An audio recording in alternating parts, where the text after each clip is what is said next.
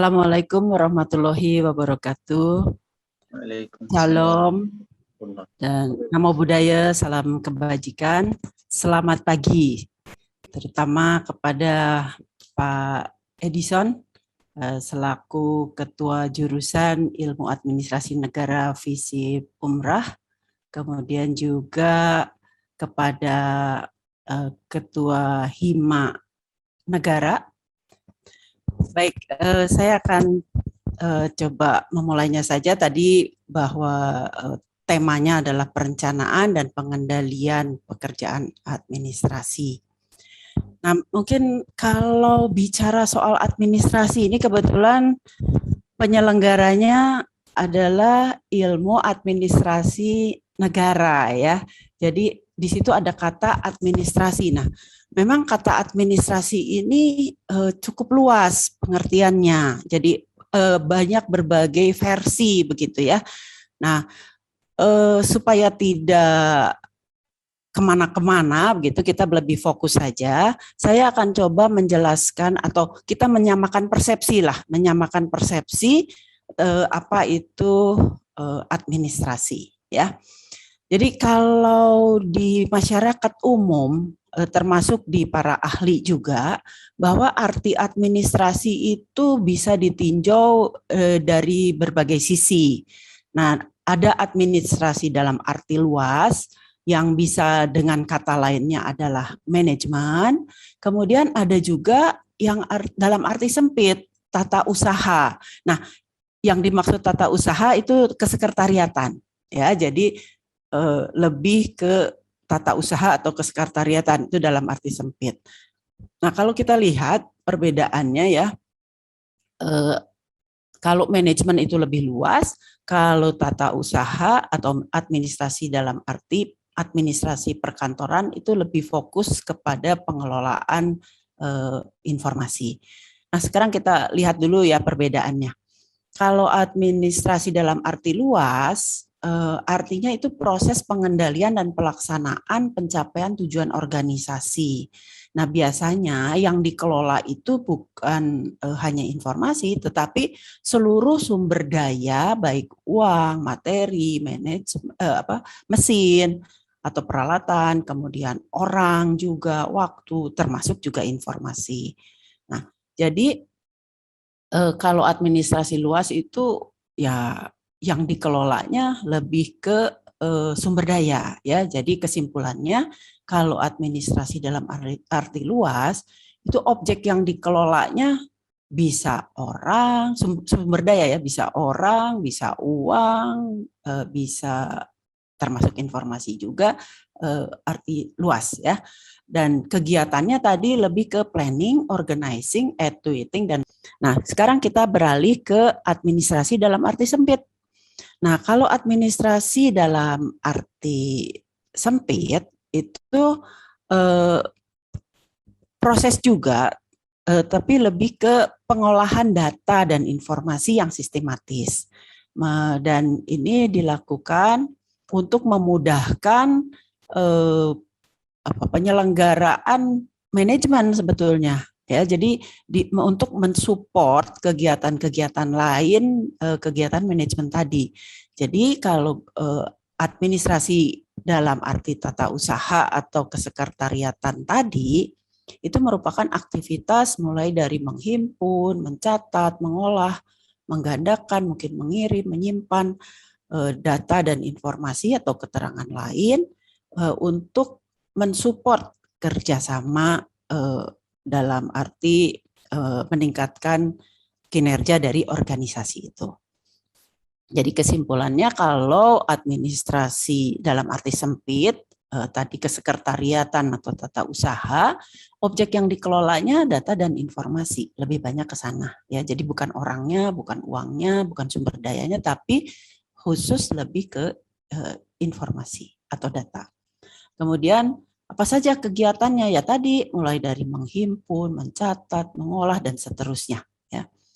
Siapa yang melaksanakan? Nah, ini biasanya disebutnya staf administrasi atau administrative assistant atau sekretaris dan lain sebagainya. Ya, baik. Jadi kalau kita kita samakan persepsi, tadi ada arti luas yang objek kegiatannya adalah pengelolaan sumber daya.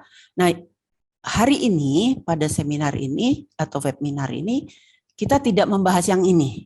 Yang kita bahas adalah lebih terfokus pada kesekretariatannya. Jadi administrasi perkantoran ya, yang objeknya lebih banyak data dan informasi yang dibutuhkan oleh organisasi. Ya, oke ya. Jadi kita samakan dulu persepsinya karena arti administrasi ini luas banget gitu ya. Baik, setelah kita samakan persepsi tentang administrasi, nah pertanyaan berikutnya adalah pekerjaan administrasi apa saja yang ada itu ya, jenis-jenis pekerjaan administrasi itu apa saja. Nah, kalau kita lihat yang umum saja ya.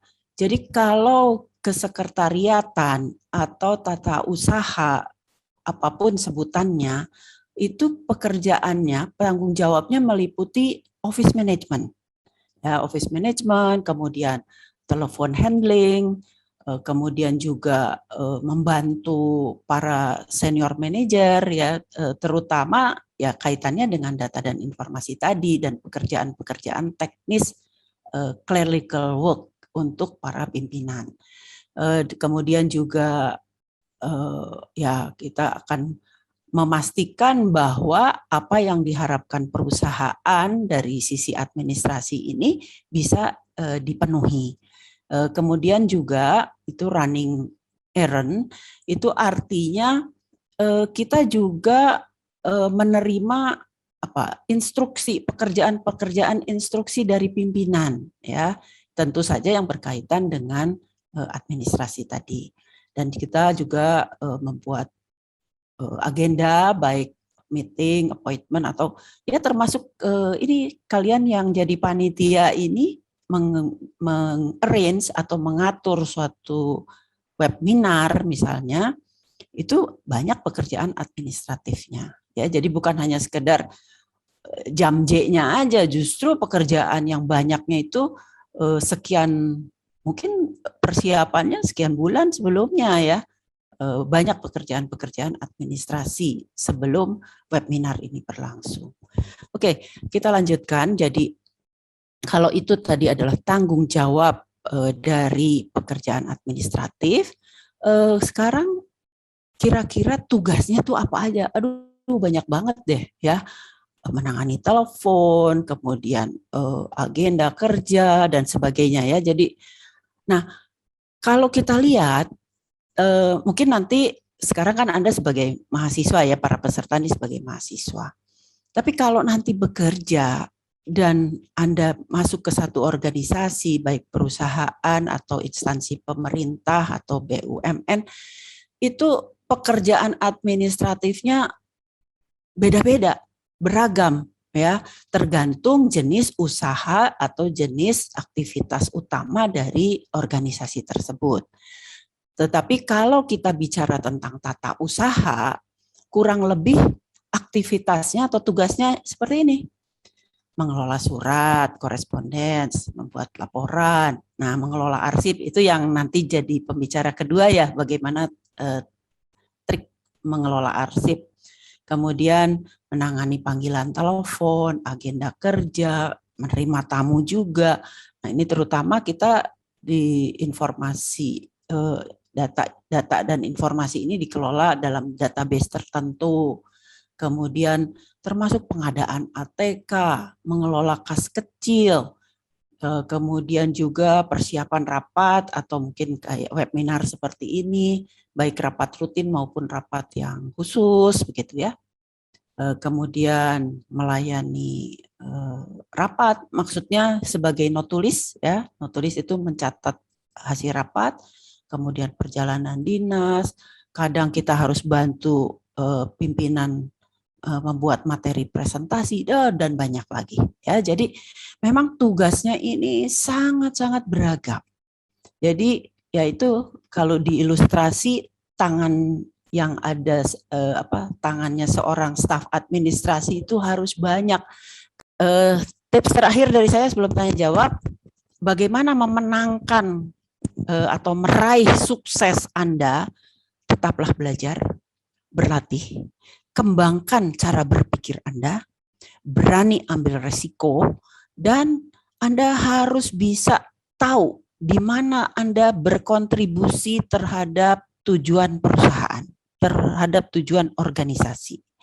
Kemudian ya kita harus bisa mengikuti dan menikmati kemajuan-kemajuan teknologi yang ada di masa mendatang.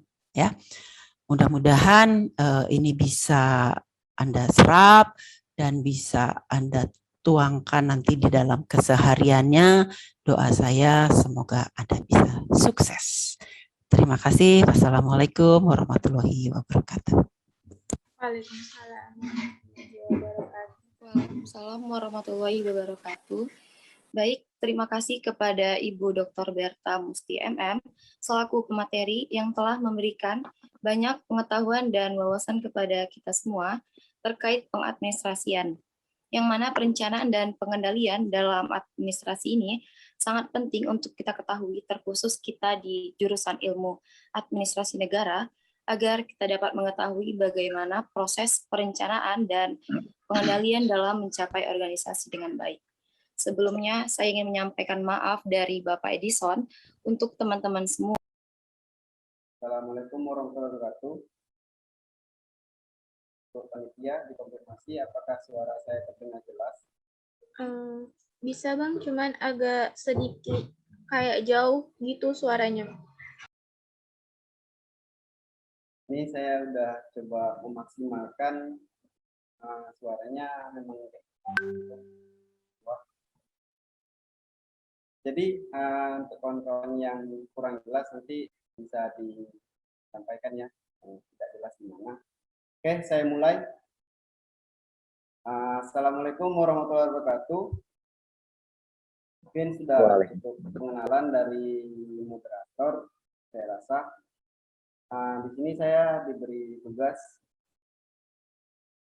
Tema kita meningkatkan kompetensi mahasiswa dalam bidang administrasi dan kesekretariatan. Dengan tugas materi yang saya dapatkan dari panitia, manajemen kearsipan bagi mahasiswa. Sebelum kita lebih dalam ke apa itu arsip, mungkin di next. Sebelum kita masuk lebih dalam apa itu arsip, mungkin akankah lebih baiknya kita mengenal dulu apa itu manajemen. Secara singkat saja, karena kita tahu sendiri kalau manajemen itu sudah khatam lah bagi kita untuk memahami apa itu arti manajemen. Cuma saya singkat saja. Manajemen adalah sekumpulan suatu aktivitas yang terdiri dari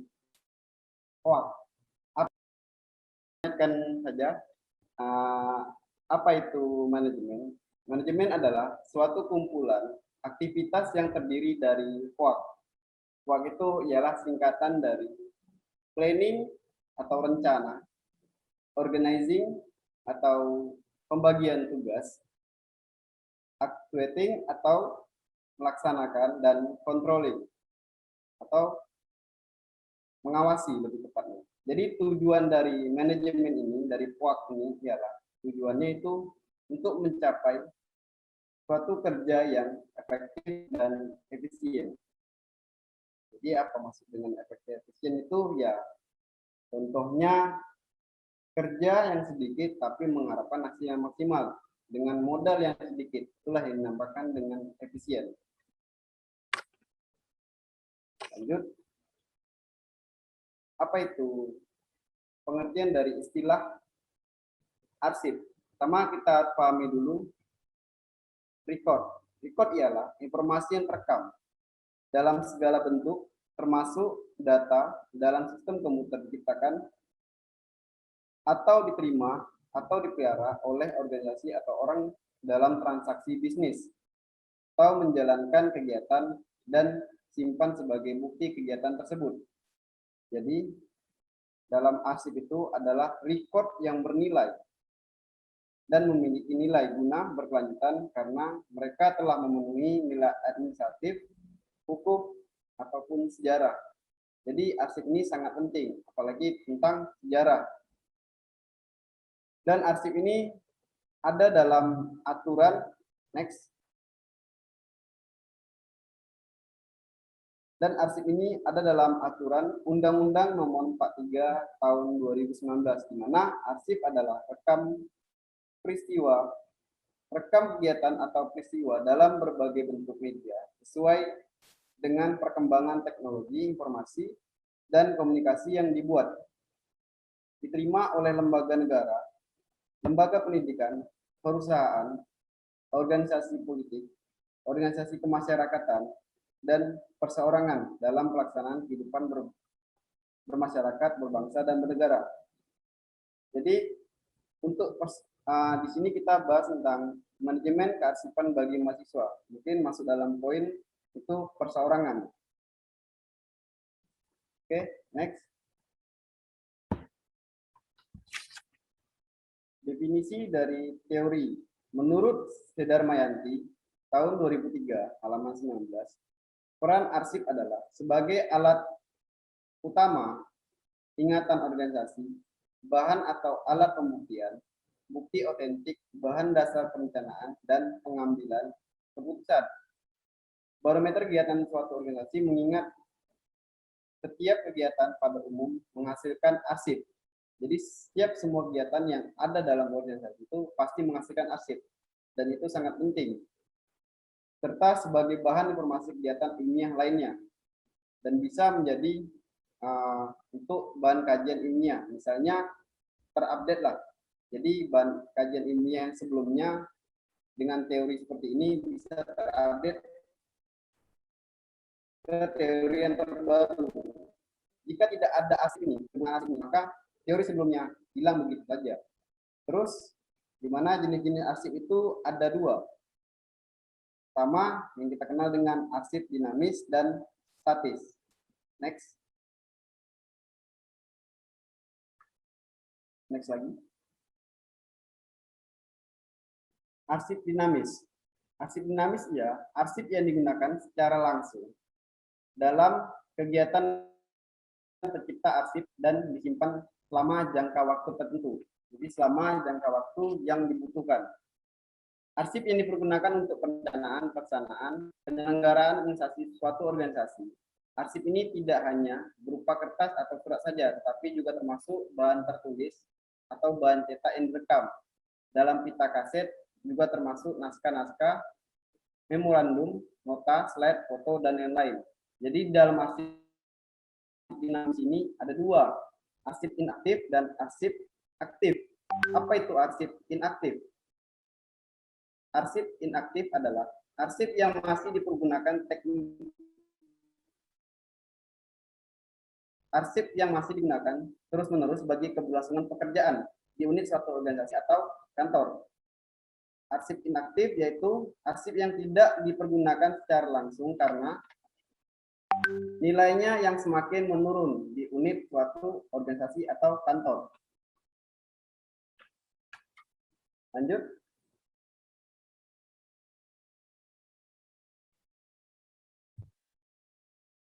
Oh iya, sebelum lanjut itu arsip aktif itu tanggung jawabnya sebagai unit pengelola. Untuk arsip inaktif itu langsung tanggung jawab di kepala unit kearsipan itu sendiri. Jadi dalam pengelolaannya menjadi tanggung jawab pencipta arsip. Terus lembaga negara, lembaga pemerintah, lembaga pemerintah daerah, perguruan tinggi, BUMN, dan BUMD. Untuk next, untuk yang statis, arsip statis ialah arsip yang tidak dipergunakan secara langsung dalam penyelenggaraan kegiatan maupun ketatausaan. Arsip tersebut cenderung punya kepentingan dalam nilai sejarah dan disimpan di tempat yang lebih aman, sulit dijangkau. Jadi arsip statis ini lebih ke sejarah arsip itu sendiri, entah itu sejarah pahlawan, entah itu sejarah keuangan negara masa lampau, entah itu sejarah kebijakan negara masa lampau, itu ada di langsung di Arsip Nasional Republik Indonesia atau ARNAS, lebih kenal. Arsip statis itu undang-undang termasuk undang-undang, peraturan, dan lain-lain itu termasuk arsip statis. Jadi kita lebih sering melihat itu arsip dinamis daripada arsip statis, karena statis ini lebih ke sejarah dan rahasia negara itu sendiri. Oke, next. Arsip yang baik dalam konsep manajemen. Itu menurut Darmayanti bahwa ada beberapa faktor yang menunjang dan perlu diperhatikan dalam kearsipan, sehingga memudahkan menyimpan dan penemuan kembali arsip. Sebenarnya untuk arsip ini simpel aja. Arsip ini kan ialah berkas yang kita butuhkan suatu saat dan gampang ditemukan. Jadi untuk pembahasan tadi itu hanya secara teoritis saja. Untuk mahasiswa, kalau cara praktiknya, mahasiswa itu harus wajib memanage arsipnya sendiri. Bagaimana arsip yang baik itu? Menurut Darmayanti bahwa ada beberapa faktor yang menunjang dan perlu diperhatikan dalam kearsipan sehingga mudah menyimpan dan penemuan kembali arsip. Contohnya, misalnya kawan-kawan kan selama menjadi mahasiswa itu banyak teori-teori dari dosen ataupun diskusi-diskusi publik yang sudah banyak kalian jalankan. Itu wajib kalian simpan karena ilmu itu yang sangat bermanfaat. Terus untuk keadministrasian sebagai mahasiswa, salah satu contohnya mahasiswa dibilang aktif itu ada namanya tanda LIRS. LIRS itu kan kalau untuk persyaratan wisuda itu dikumpulkan. LIRS dari semester 1 sampai semester berlanjut semester 8. Jadi jika itu hilang, ya hilanglah kearsipan kalian. Itu sangat penting. Mungkin next saja, kita lebih ke penggunaan arsip aja lah. Lanjut. Ini singkat saja ya, karena pembahasan manajemen arsip bagi mahasiswa itu karena lebih ke perseorangan, saya lebih ke teknis saja daripada teoritis. Yang mungkin kawan-kawan udah semuanya udah pada paham secara teoritisnya, karena itu sangat simpel sih bagi saya. Apalagi dengan tema yang manajemen arsip bagi mahasiswa, bagaimana kita memanage arsip kita sendiri sebagai mahasiswa. Apa itu tugas mahasiswa? Contohnya ya kita punya arsip seperti LIRS, LJAS, atau e-book, jurnal, dan lain sebagainya. Itu kan sangat penting bagi kita sebagai mahasiswa aktif di sebuah perguruan tinggi. Jadi, nah ini contoh-contohnya dokumen-dokumen saya yang pernah saya arsipkan. Pertama itu dokumentasi surat, itu di mana surat masuk, surat keluar, surat organisasi, dan surat-surat lainnya saya kumpulkan di satu tempat itu. Di pembayaran juga ada. Di pembayaran LIRS semester dari semester 1 sampai semester berjalan selama saya berkuliah. Sertifikat peserta, mungkin sertifikat. Oh ya, sertifikat ini sertifikat kemarin saya buat seminar juga, seminar komunitas dosen penulis Indonesia. Terus ada LIRS semester, skripsi saya sendiri yang saya simpan di situ, scan PDF ini macam-macam sertifikat yang saya dapatkan selama saya bersekolah, ijazah dari SD sampai dari ngaji mungkin sampai perkuliahan, ijazah saya ada di dalam situ semua. Karena bagi saya pengarsipan ini penting. Jadi kalau misalnya kita arsip secara hard copy itu berbahaya jika kita nyimpan di rumah tanpa di backup. Mungkin ini penting dilakukan karena banyak kejadian sebelum penyesalan timbulnya di akhir. Kalau penyesalan timbulnya di awal itu kan namanya pendaftaran. Beda. Jadi ini tips bagi untuk kawan-kawan mahasiswa, bagaimana kalian, kawan-kawan sendiri untuk memanage arsipnya. Untuk di hard copy saya ada simpan juga, tapi takut terjadi hal tidak yang hal tidak diinginkan, akan lebih baik kita backup di media digital ini. Dan saya rasa media digital ini mungkin saya cukup percaya dan aman saya rasa. Tapi tidak 100% ya. Tapi saya lakukan ini sudah selama saya berkuliah. Mungkin itu aja. Nanti ya. Akhirnya sampailah kita di penghujung acara pada hari ini. Alhamdulillah, saya ucapkan terima kasih kepada para pemateri, kepada Ibu Dr. Berta Musti MM, dan juga kepada Bang Asri Dorisman Esos atas penyampaian materinya yang sangat luar biasa. Dan semoga materi yang telah disampaikan oleh kedua pemateri kita dapat diaplikasikan dan bermanfaat bagi kita semua. Sebelum mengakhiri webinar kita pada hari ini, izinkan saya untuk membacakan satu buah pantun kepada seluruh peserta. Pergi ke pasar dengan Syahrini, tak lupa membeli sapu lidi.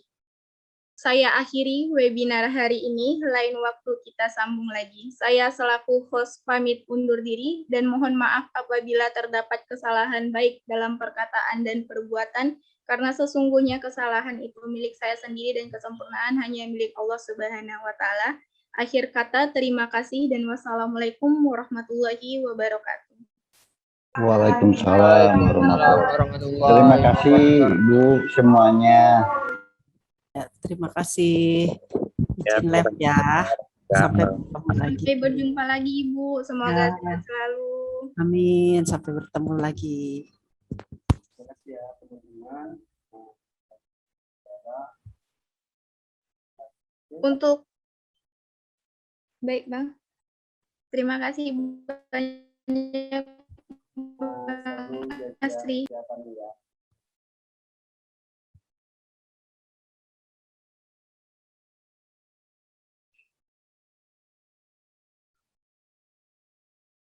Sebelum